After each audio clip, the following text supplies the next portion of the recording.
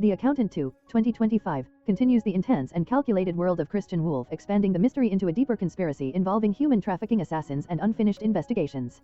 The story opens inside a crowded nightclub where King, an aging but sharp former officer, sits quietly at a table.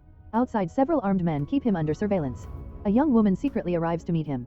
The men report this to their boss, who coldly orders both King and the girl to be killed, fearing that the old officer is about to expose their criminal operation. Inside the club, the girl introduces herself as Anna, a bounty hunter who kills for money. King shows her a photograph of a family and asks her to find them. However, Anna refuses, explaining that she is hired to eliminate targets, not to track down missing people. Before they can continue, King notices the armed men entering the club. Realizing danger is imminent, he tells Anna to escape while he heads toward the restroom. In a fierce and efficient display of combat skills, King single-handedly takes down multiple attackers inside the club. When he exits, he finds that Anna has already eliminated the remaining men outside and disappeared. But the threat is not over. A sniper hiding in a nearby car takes his shot and kills King. The next morning, King's colleague Medina is informed of his death. She goes to identify the body and notices a message written on his arm: "Find the accountant." Determined to understand what King was working on, Medina visits his house. The walls are covered with photographs connected to a complicated investigation involving multiple murders. She decides to take over his unfinished case. Among King's belongings, she finds the name Christian Wolff written behind a photograph, the mysterious accountant King was trying to locate. Christian Wolff is revealed to be living discreetly in a van where he keeps his weapons, equipment and motorcycle. Meanwhile, Anna attempts to gather information about Christian by calling a company connected to him, only to be told that no such person works there. Unknown to both women, someone intercepts this call and traces it back to Medina at King's house. The sniper who killed King is shown meeting his employer Burke, a crime boss who disguises himself as a fish merchant. In reality, Burke runs a large-scale human trafficking operation, legally masking it as migrant transport. King had uncovered this, which led to his assassination. Burke orders his sniper Tom to track down and kill Anna, warning that she is extremely dangerous and had previously attacked his men. He also orders the elimination of Christian Wolff, who had met King that night. Soon after, Christian approaches Medina in her office parking lot. He demands to know why she has been searching for him. Medina takes him to King's house and shows him the photographs and the message left on King's arm. She admits she does not understand how all the elements connect. That night, while Medina sleeps, Christian works tirelessly analyzing financial records and data. By morning, he explains that King was searching for a man named Pablo who once lived with his family near the Mexican border. Pablo later separated from his wife. Through financial tracing, Christian discovers where Pablo's wife had been working. Christian and Medina visit the factory where she last worked. The owner claims ignorance, saying hundreds of women work there and he cannot remember them all. Christian confronts him with evidence of financial fraud and money laundering, exposing inflated sales records. A violent fight erupts as the factory owner and his men attack Christian, but Christian defeats them easily. The owner eventually confesses that another man is responsible for trafficking the women. Christian then calls his estranged brother Braxton for help. Braxton agrees and is shown leaving a house filled with the bodies of men he has just killed, emphasizing his brutal efficiency. When the brothers reunite, Christian explains the case.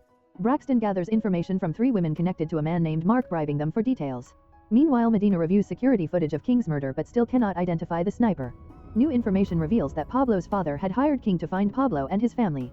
It is also discovered that Pablo had died during a human trafficking operation gone wrong where captives were murdered.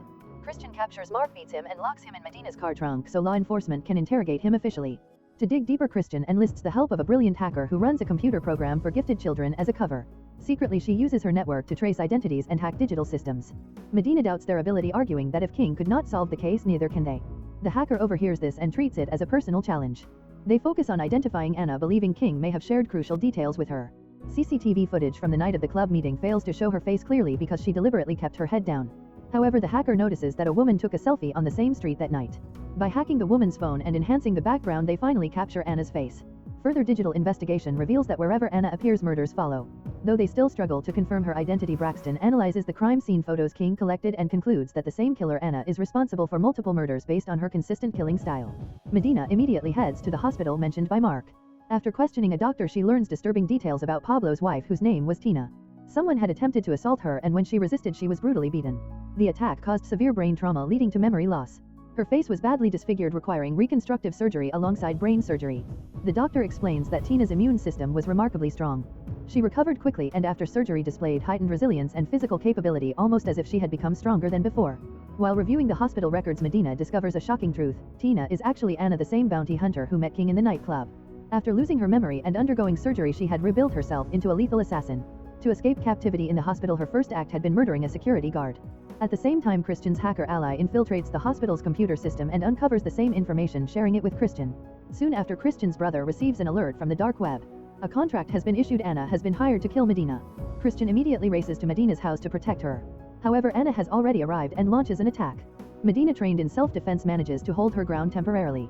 During the struggle, Anna notices a photograph in Medina's home, a picture of her own family that King had collected during his investigation.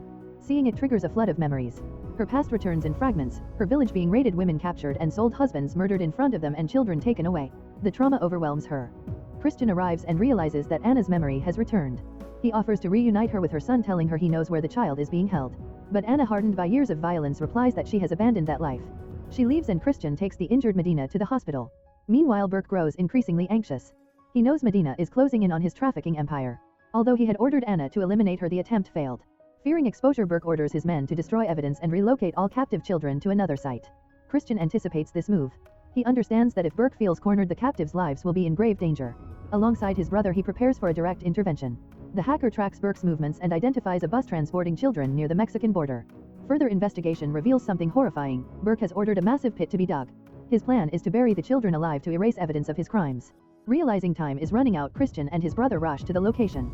Arriving at the remote site, Christian immediately opens fire on the guards. A fierce gun battle erupts as bullets tear through the night. Burke's men retaliate heavily, forcing the brothers to take cover. Explosives are thrown at them, but they narrowly survive. Christian instructs his brother to pursue the bus while he handles the surrounding guards.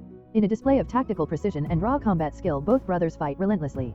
At one point, Christian's brother is wounded by a guard but laughs through the pain, confident that Christian will reach him in time, which he does, eliminating the attacker and saving him. Tom drives the bus to the burial site and forces the terrified children toward the pit. Just as the situation becomes hopeless, Christian and his brother storm the scene, firing at Burke's men. Tom, realizing he cannot win through firepower alone, grabs Pablo's son and holds him at gunpoint as leverage. Seeing the child in danger, Christian steps onto the bus, his weapon trained on Tom. To steady his nerves and maintain focus, he recites a poem softly to himself, a coping mechanism for his anxiety. Then, with perfect timing and precision, he fires a single shot that kills Tom instantly without harming the child. With Tom dead and the remaining guards neutralized, the brothers rescue all the children. The nightmare at the burial site ends as they escort the survivors to safety. At the same time, Christian's hacker contacts Anna and reveals the full truth about Burke. He was the one who orchestrated the attack on her village, trafficked the women, murdered the husbands, and imprisoned her son. She also learns that her child was among the children Christian just rescued. Consumed by rage and a renewed sense of purpose, Anna goes after Burke herself. She tracks him to his home. Burke, seeing her approach, tries to flee, but Anna pursues him with a knife. The scene cuts away before showing his fate, strongly implying that she exacts her revenge. Weeks later, Medina is shown sealing off Burke's properties after gathering overwhelming evidence of his human trafficking operations. With Christian and his brother's assistance, she has dismantled a significant criminal network and arrested numerous accomplices. Justice is finally being served through legal means. Medina makes one final call to the company where she once inquired about Christian. The woman on the line again claims that no such individuals work there. Medina calmly responds that she already knows. She understands that Christian's hacker is likely listening. It is revealed that the hacker has provided shelter and rehabilitation for the rescued children at her institute, giving them a chance at a new life.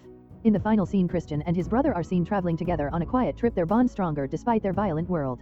Though they operate outside the law, their actions have saved innocent lives and dismantled a monstrous enterprise. The film closes on this quiet moment between the brothers, leaving the audience with a sense of justice achieved, trauma confronted, and a fragile hope restored. If you enjoy watching this video, then subscribe to Angel Recaps for the latest movies explanation.